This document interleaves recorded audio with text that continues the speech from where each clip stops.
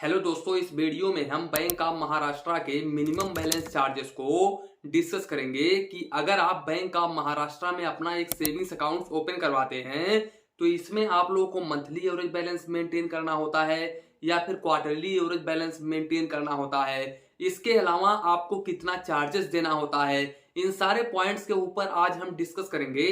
तो वीडियो को बिल्कुल भी स्किप मत करिएगा और अगर आप चैनल पर पहली बार आए हैं तो प्लीज चैनल को सब्सक्राइब कर लें ताकि आपको ऐसे ऐसे नॉलेजफुल वीडियोस मिले सबसे पहले। तो चलिए इसी के साथ में वीडियो स्टार्ट करते हैं।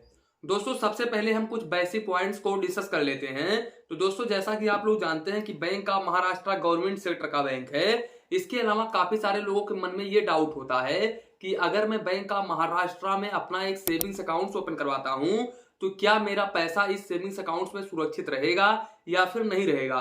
तो दोस्तों जानकारी के लिए हम आप लोगों को बता दें कि बैंक ऑफ महाराष्ट्र DICGC से इंश्योर होता है। DICGC के अंतर्गत हर बैंक के हर कस्टमर को 5 लाख रुपए तक का इंश्योरेंस बिल्कुल फ्री में प्रोवाइड किया जाता है। दोस्तों अगर आपने बैंक ऑफ महाराष्ट्र में अपना एक सेविंग्स अकाउंट ओपन करवाने की सोच रहे हो या फिर आपने अपना सेविंग्स अकाउंट ओपन करवा रखा है तो दोस्तों जानकारी के लिए हम आप लोग को बता दें कि अगर बैंक ऑफ महाराष्ट्र अपने लाइफ में कभी भी डूब जाता है तो ऐसे केसेस में आप लोगों का 5 लाख रुपए तक का अमाउंट बिल्कुल आसानी तरीके से मिल जाएगा।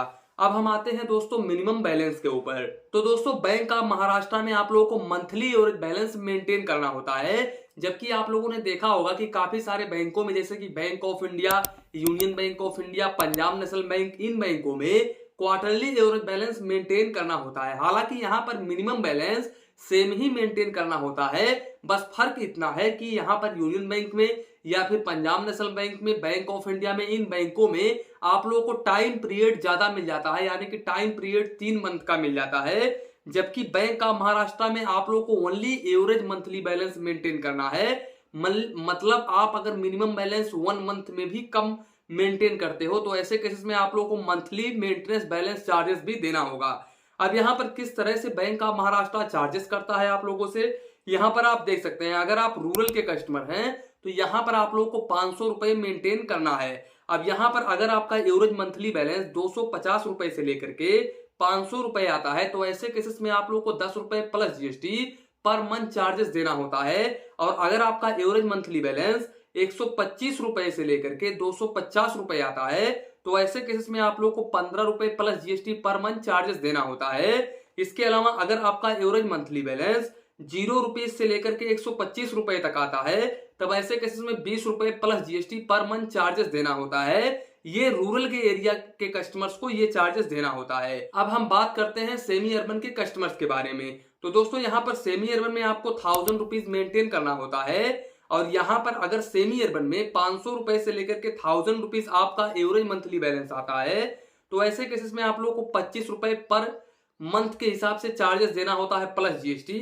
वहीं पर अगर आपका एवरेज मंथली बैलेंस 250 रुपए से लेकर के 500 रुपए आता है तो 38 रुपए plus GST per month charges देना होता है। वहीं पर 0 रुपए से लेकर के 250 रुपए आता है तो 50 रुपए plus GST per month charges देना होता है प्लस GST।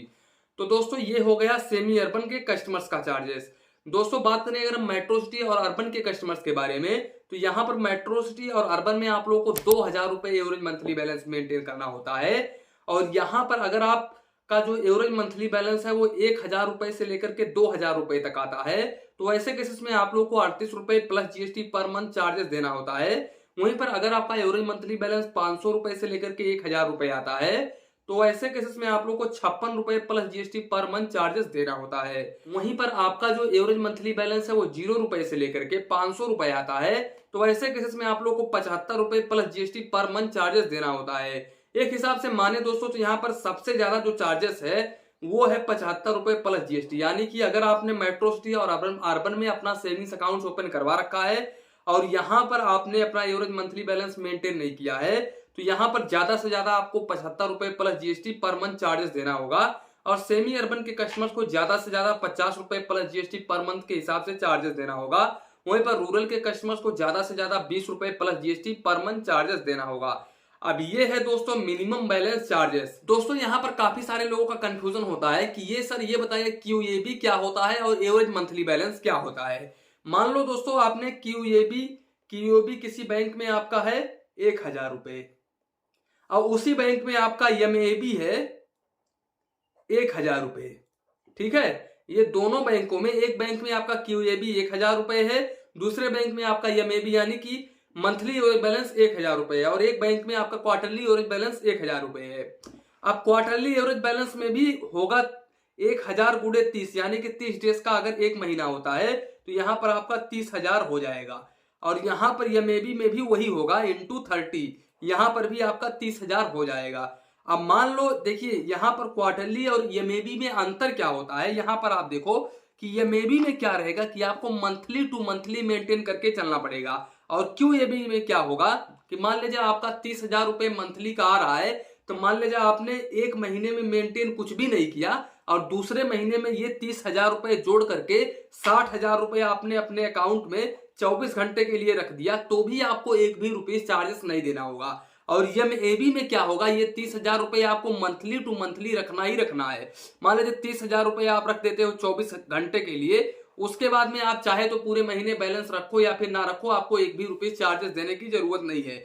लेकिन क्वार्टरली एवरेज बैलेंस में आप ये 30,000 अगले महीने में भी जोड़ सकते हो। ये 30,000 अगले महीने, मान लो इस महीने आपने मेंटेन नहीं किया तो अगले महीने में आपने 30,000 रुपए डाल दिया, टोटल 60,000 रुपए उस महीने का इस महीने का लेकर के एक महीने में 60,000 रुपए 24 घंटे के लिए आपने डाल दिया, बाद में निकाल लिया, तो भी आपको एक भी रुपीस चार्जेस नहीं देना होगा। तो यहाँ पर QAB यानी कि क्वार्टरली एवरेज बैलेंस में आप लोगों को समय पीरियड ज्यादा मिल जाता है, जबकि मंथली एवरेज बैलेंस में आप लोगों को समय पीरियड नहीं मिलता है। तो दोस्तों यही था बैंक ऑफ महाराष्ट्र का मिनिमम बैलेंस चार्जेस। आशा करता हूं कि आप लोगों के मन में जो भी कंफ्यूजन था बैंक ऑफ महाराष्ट्र के मिनिमम बैलेंस चार्जेस को लेकर के, वो बिल्कुल भी इस वीडियो में क्लियर हो गया होगा।